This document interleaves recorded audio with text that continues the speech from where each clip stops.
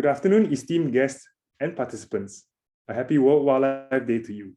Welcome to the inaugural World Wildlife Day Regional Youth Symposium, organized by youth for youth.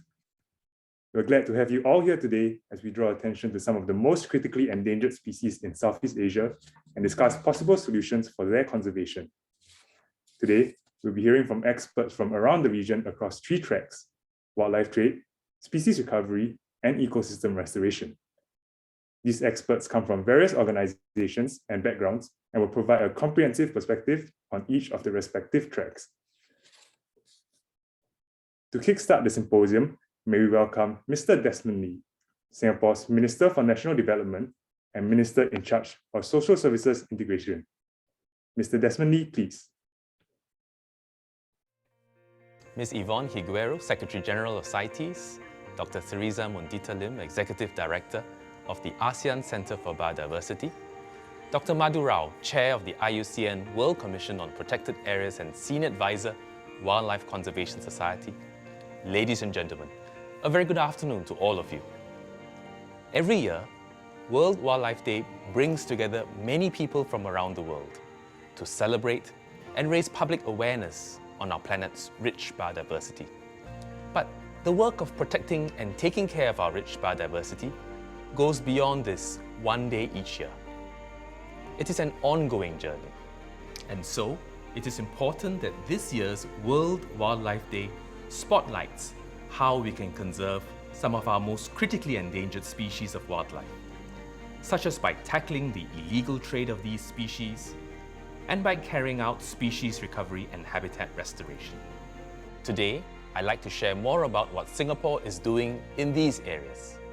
I hope you will also be able to share what you are doing in your own countries so that we can learn from you too. First, on what Singapore is doing to combat illegal wildlife trade. The 3rd of March marks the date when the Convention on International Trade in Endangered Species of Wild Fauna and Flora, or CITES for short, was signed in 1973. CITES is an international agreement which ensures that the trade in wild animals and plants does not threaten their survival. As a signatory to CITES, Singapore is committed to doing our part to stop and deter illegal wildlife trade. To do this, we work closely across government agencies, as well as with many regional and international partners. Thanks to such collaboration, we have stopped significant illegal wildlife shipments from passing through our borders. In 2019, we seized a record haul of elephant ivory in Singapore, which came from more than 300 African elephants. This would not have been possible without information shared by our counterparts in China, and also led to the arrests of 14 suspected criminals by the Chinese authorities. We also recently conducted a joint operation with China to seize a large elephant ivory ornament and received the United Nations Asia Environmental Enforcement Award for these efforts last November. Last August, we opened our Centre for Wildlife Forensics to strengthen our capabilities in wildlife forensic science and research and enhance our collaboration with international and local experts. Just recently, our studies with Professor Samuel Wasser from the University of Washington found that the majority of large ivory seizures made globally over the past decade came from repeated poaching at the same location and even from the same families of elephants. Such insights can help us better understand the patterns and networks of illegal wildlife trade. They can also be shared with our regional and international partners to facilitate cross-border enforcement efforts. In the same month, we unveiled a new canine unit within NParks to help us detect illegal wildlife and wildlife products passing through our borders. These sniffer dogs are deployed at border checkpoints to support our border control agencies to detect wildlife contraband and will help us crack down on illegal wildlife smuggling operations. In addition, we are actively strengthening our domestic laws and enforcement against illegal wildlife trade. For instance, we are currently reviewing our law on endangered species and aim to introduce stiffer penalties and stronger enforcement powers against offenders. Next, besides combating illegal trade in wildlife, Singapore is also committed to conserving our local biodiversity and natural heritage. As a small city-state, we don't have the luxury of large areas outside our city where we can preserve nature untouched by development. Instead, we must find space within our city for nature and all the other things a country needs: military bases, airports and seaports, reservoirs, and more. To address these intense land use pressures, we strive to become a city in nature. We want to weave nature much more closely into and throughout the fabric of our city. To do this, we are enhancing the ecological connectivity between our core nature areas so that flora and fauna can thrive across our island. We are adding more nature parks, especially at the fringe of our core nature areas, as ecological buffers. Sometimes this means taking land away from other planned uses. For example, 2 of our nature parks, the Dairy Farm Nature Park and Rifle Range Nature Park, were supposed to be used for housing. But after careful study, we decided to retain them as green spaces for their ecological value. We are also conserving our native species, especially rare and endangered species, through habitat enhancement and species recovery programs. We have seen some successes from these efforts. For example, the straw-headed bulbul is a globally threatened bird. But through our efforts to protect and enhance the habitats, in close partnership with nature groups and the community, Singapore remains a stronghold for this species today. We will continue to push forward with this species recovery work and aim to expand our programs to cover 160 species by 2030, up from 120 today. Let me round up by emphasizing that all of us have a part to play in safeguarding our planet's rich biodiversity.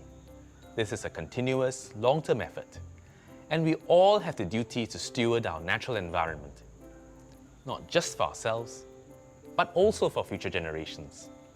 And in particular, we need the energy, creativity, and leadership of young people like yourselves, who will in time take on the mantle of nature conservation and bring our planet towards a better, more sustainable future.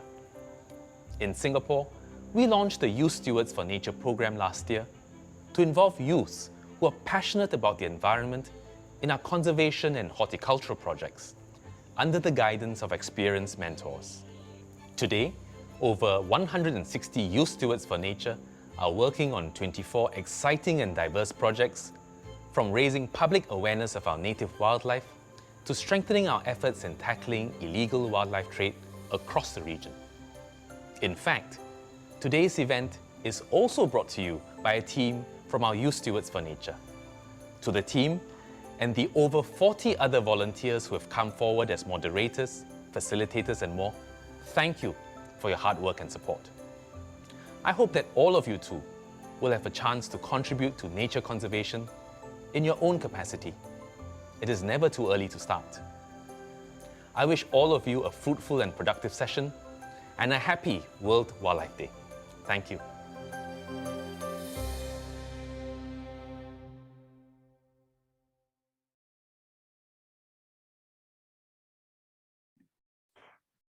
Thank you, Mr. Desmond Lee. Next, we have Ms. Yvonne Higuero, the Secretary General of the Convention on International Trade in Endangered Species of Wild Fauna and Flora, also known as CITES. Ms. Yvonne Higuero, please. Happy World Wildlife Day. World Wildlife Day is an opportunity to celebrate our planet's wild plants and animals. Wildlife is a source of great joy and pleasure for human beings. Walking in the wild, observing trees, flowers, insects, birds, and mammals, for example, connects us to nature, and nature calms the mind and inspires the spirit. The contribution of wildlife and their ecosystems to our existence is also in material form. We borrow ingredients from wild plants for some of our most important pharmaceuticals and commercially significant products. Intact ecosystems reduce erosion, minimize flooding, and store carbon. The genetic diversity of wild plants and animals helps to ensure the sustainability and resilience of our food resources. But we all know that there is a darker side to the story of wildlife. According to the Red List of Threatened Species, which is published by IUCN, the International Union for Conservation of Nature, over 8,400 species of wild fauna and flora are critically endangered. Close to 30,000 more may be endangered or vulnerable. The Intergovernmental Science Policy Platform on Biodiversity and Ecosystem Services, or IPBES, has found that a quarter of all species on Earth already face the threat of extinction. Global ecosystems have declined by nearly half compared to their earliest estimated states. Loss of habitats and overexploitation of wild species are major threats to our biodiversity. At the Convention on International Trade in Endangered Species of Wild Fauna and Flora, or CITES, the signatory parties work hard so that international trade does not cause the extinction of species and the decline of ecosystems. As many as 184 countries, including Singapore, are working to ensure that trade in products from over 38,000 species of plants and animals is legal, sustainable, and traceable, and that no species go extinct because of international trade. Unfortunately, organized criminal groups across the globe are still engaged in illegal trade that is far from sustainable and very likely hazardous to our health. While some progress is being made to deter wildlife crime, there is more that all of us must do to stop this. Humanity is also destroying wildlife in other ways. Over the course of my own lifetime, I have witnessed the fragmentation and decline of some of my favorite wild places. I have experienced the decline of insects, think of the Bee Movie, and of flowers, trees, frogs, butterflies, and so many other species. So, World Wildlife Day is both a celebration and a call to action. We cannot deny that the younger generations have inherited a planet in crisis. What can you do about it? I think the most important thing you can do is to talk to your family and friends about the emergency facing wildlife and biodiversity, and why they should, why they must, care and make better choices, and ask questions like, where did this wildlife product come from? The more people who are aware of and who care about wildlife, the better the chance we have to find solutions. Every year, World Wildlife Day narrows the focus to a particular theme.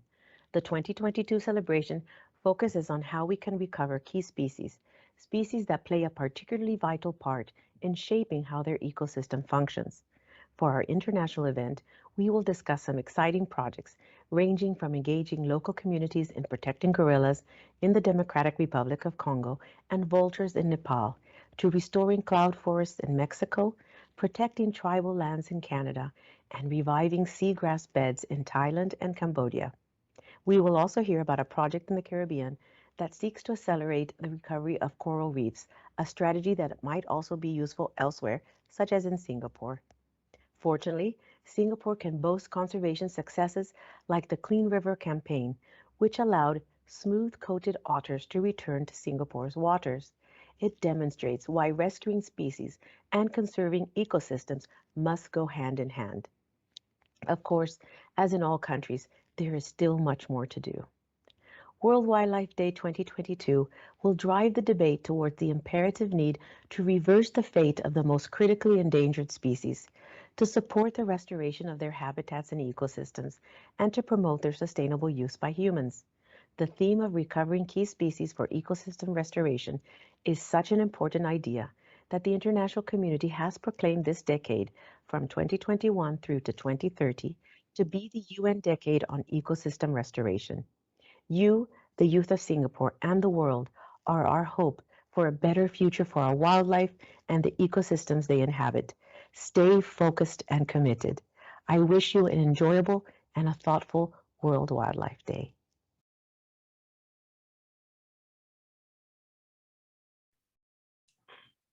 Thank you, Ms. Yvonne Higuero. We will now invite Dr. Teresa Mendita Lim, Executive Director of the ASEAN Center for Biodiversity, to provide her opening remarks. Dr. Lim, please.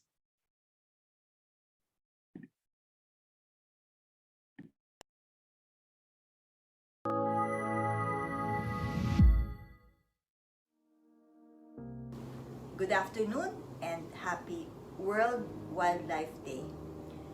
Today is definitely an important celebration for the ASEAN, as we are home to approximately 20% of the planet's vertebrate and plant species, most of which are found only in ASEAN and not anywhere else in the world. Also, according to experts, the region is in an age of discovery, with more than 2,200 new species discovered in the past 25 years, and the number keeps on growing. So, for a region that is home to a diversity of wildlife, this year's theme, Recovering Key Species for Ecosystem Restoration, resonates strongly within the ASEAN. So, some of the region's economic prosperity is underpinned by the healthy wildlife that thrive within us. We boast of a thriving agri and floricultural industry, and for that, we have key species such as pollinators and seed dispersers to be grateful for. The abundance of flowering plants, fruit-bearing trees, and vegetables that provide sustenance and livelihood to many communities is made possible naturally by the presence of honeybees, with 8 out of the 9 known species native and present in the ASEAN, as well as birds and bats, species that help propagate our unique vegetation. For us at ASEAN, nature is part of our identity. Many cultures found in the region were inspired by our native wildlife. This intimate connection with nature inspires a common understanding of shared responsibility to care and protect not only vital sources of traditional foods such as yams, beans, and grains, but also resources that inspire our many rituals and ceremonies. Our trademark ASEAN hospitality is reflected in how wildlife voyagers on seas, such as dolphins, marine turtles, whale sharks, and humpback whales, and on air, such as native and migratory birds, forage, breed, and traverse our healthy ecosystems from ridge to reef. It is in recognition of the value of biodiversity, including its sustainable management, that the ASEAN member states established the ASEAN Center for Biodiversity, or the ACB. Through the guidance of the ASEAN leaders, the ACB implements key programs that support wildlife conservation efforts in the region.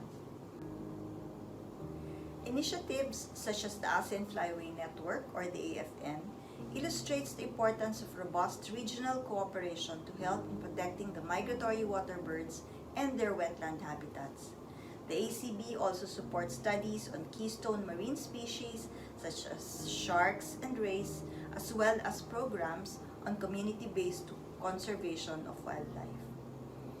In all of these efforts, we recognize the importance of youth participation. That is why the ACB is implementing the ASEAN Youth Biodiversity Program, or the AYBP, which enables youth action for biodiversity in the region. In fact, one of our 2020 ASEAN Youth Biodiversity leaders from Indonesia, Muhammad Ridwan, will be speaking about mountain ecosystems in Track 3 in today's symposium. As I close my message, allow me to congratulate the youth organizing team for this very important event. I also thank Singapore for its commendable efforts in realizing a life in harmony with nature by protecting biodiversity and greening urban areas for the benefit of both people and wildlife. Indeed, it is a pleasure to be among your generation of change makers whose innovations and collective efforts contribute to the ASEAN Shares theme, ASEAN Act, Addressing Challenges Together. Saving ASEAN wildlife requires a whole-of-community effort that includes the active involvement of all stakeholders, including enthusiastic, enabled, and empowered youth like you. Thank you, and I wish you a fruitful discussion and interaction ahead.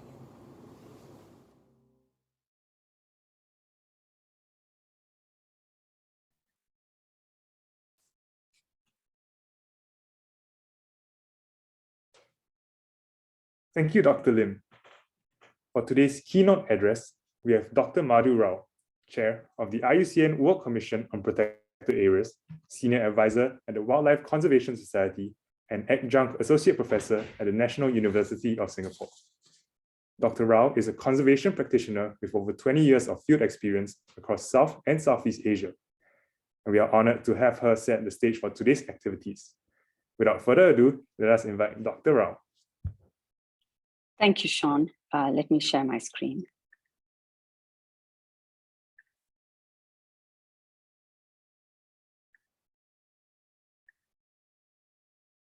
Can you see my screen now? Good afternoon, everyone. I'm very, very pleased to be here and very honored to give this keynote address. I would like to warmly acknowledge the excellent remarks made by Minister Desmond Lee, Yvonne Higuero from CITES, and Dr. Mundita Lim from the ACB. This day gives us a good opportunity to pause and reflect on the state of nature and to think about how we can be responsible stewards of the wildlife we share this planet with. In May 2019, a landmark report published by the IPBES, which is the Intergovernmental Panel on Biodiversity and Ecosystem Services, declared a crisis. The report warned that nature is declining globally at rates unprecedented in human history.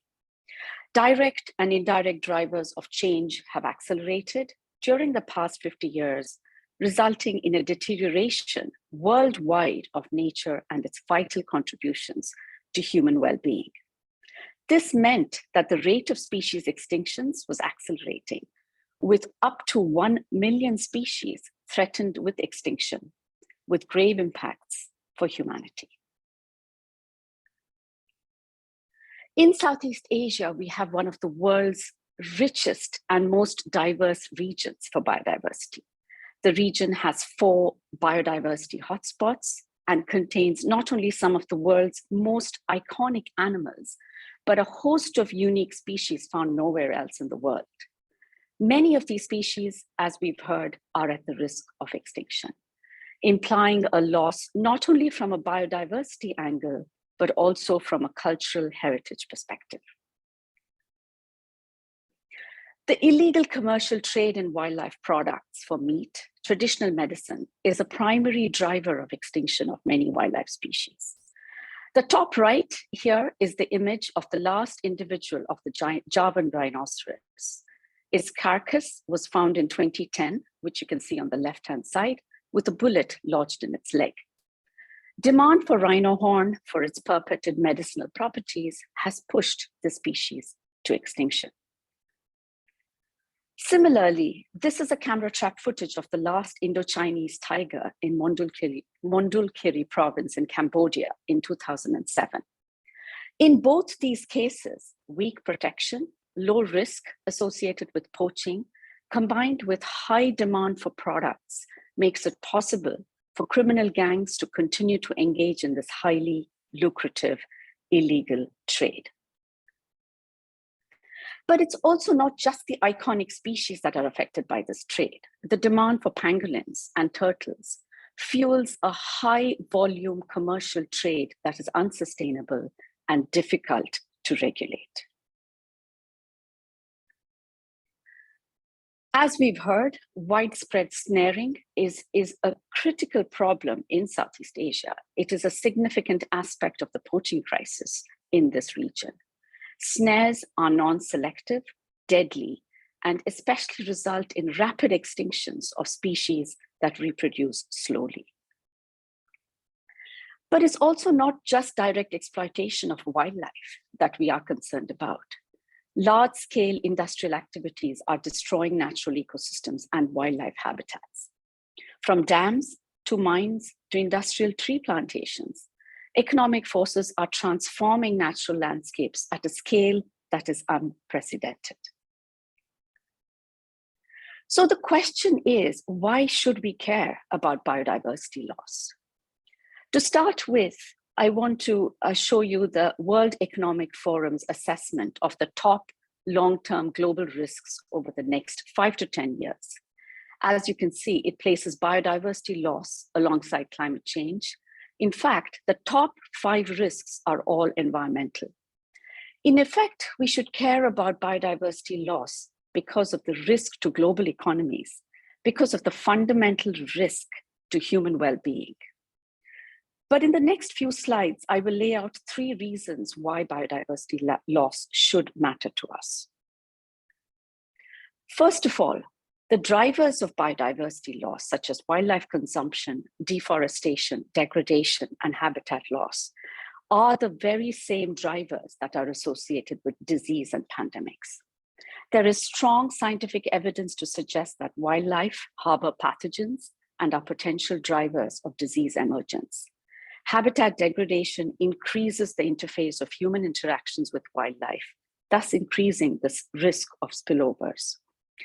Effectively tackling wildlife trade and preventing deforestation and degradation of natural ecosystems will not only be good for biodiversity, but also act as measures to prevent the next pandemic and therefore secure human well-being. The second reason is climate change. The IPBES Biodiversity and Climate Change Report recognizes that climate and biodiversity goals are mutually supporting, and their achievement is essential. That actions to protect, sustainably manage, and restore ecosystems have co-benefits for both for climate change as well as for biodiversity loss. The third reason is economic. This very important report was published last year. From an economic perspective, the Dasgupta review clearly states that the global economy is embedded in nature and not external to it. The review recognizes that we have collectively failed to engage with nature sustainably.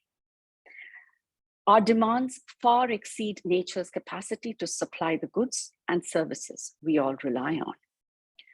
This unsustainable engagement with nature is endangering not just the prosperity of the current generation, but future generations, your generations. At the heart of the problem lies deep-rooted, widespread institutional failure. But there is hope, and many reports recognize that there is hope. There is hope and recognition that it can be done, but it would require a move away from business as usual. If we want to reverse current declining trends in nature and simultaneously achieve societal goals, we will need to choose a path of urgent and focused actions fostering transformative change. But what is transformative change? And what does transformative change look like to recover wildlife and their habitats? This summit addresses the 3 most important approaches for transformative change. We need significantly greater investments in and attention to the recovery of species. Pulling back from the brink of extinction will need not just financial investments, but strong political will. Addressing wildlife trade is critical. Through strong policy measures to curb poaching and leveraging political attention to take measures to address the wildlife trade from the perspective of zoonotic disease risk. Finally, reversing ecosystem degradation and recovering habitats will require new scientific approaches and policy measures to revive ecosystems and strengthen the effectiveness of protected areas. I want to end with this cartoon strip from Calvin and Hobbes. As you can see on the left side, Calvin says that he was reading about how countless species are being pushed towards extinction by man's destruction of forests. And on the right side, as they continue thinking about it, he says, well, sometimes I think the surest sign that intelligent life exists elsewhere in the universe is that none of it has tried to contact us. The challenge is yours as youth to question the norms, to go beyond business as usual, and boldly embrace the transformative change that is required to establish that we can, after all, be responsible stewards of nature. Thank you.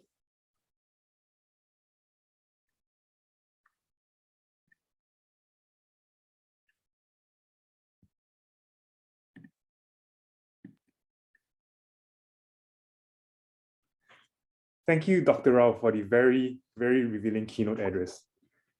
As mentioned by Dr. Rao, this symposium is specially curated to highlight key issues and solutions surrounding the topics of wildlife trade, species recovery, and ecosystem restoration. We hope that the symposium will inspire and galvanize youth to take up the important roles in biodiversity conservation across Southeast Asia. Furthermore, we hope that through this symposium, you'll make lasting connections with like-minded individuals from around the region. In the next segment, we will be splitting into the 3 different tracks of the symposium. Thereafter, we will be hearing from expert speakers in each track and engage in facilitated discussions surrounding the relevant topics. Before we proceed, I would like to take the opportunity to thank all these wonderful individuals who have made this event possible. More details are in the program booklet, which you will have received by email before today. We shall now move on to the different tracks. You have received your track allocation and the respective Zoom link in your email before today. The link is also available in the chat box here. The passcode for all is 123456 if prompted. If you do face any difficulties in joining your allocated track, do come back to this meeting room and we'll assist you accordingly. The Zoom sessions for each track are now open. Please proceed to your allocated track. Thank you.